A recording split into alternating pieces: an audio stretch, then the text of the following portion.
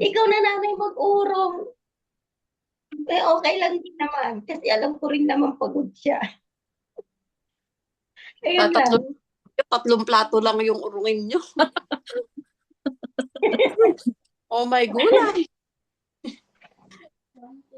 Pero kahit napagod, masarap din naman na kahit tatatlo kami.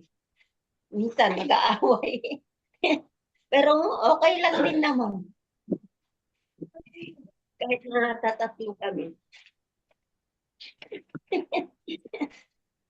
May Baka pagod. si Pero tatay may masaya. pagod.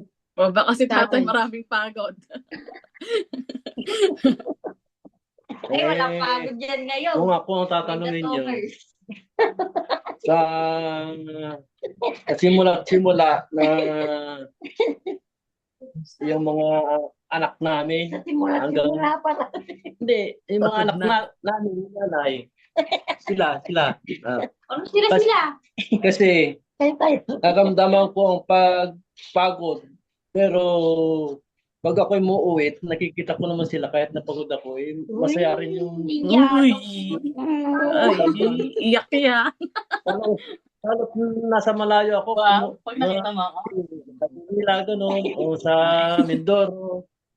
Kasi pag buwan ang pinalilipas ko bago ako umuwi. Pero pag ako umuwi naman, kita ko silang masasaya, Oo, nagtatawa na na. nawawala din yung pagod ko sa ganung May apple ka. masasaya. Tatay, Nakita nila ako. ng apple. May dala ka kasing lansones noon. Kaya kami masaya pag uwi mo. Oo nga. Avocado, tsaka lansones. Meron din ako dalang mga Kuyaban? Ay, kuyaban. hindi, Abogado. pag umuwi kasi ako, ginagabi ako pag uwi, may dala na akong pansunok, gano'n, kung ano yung may ulam, isda.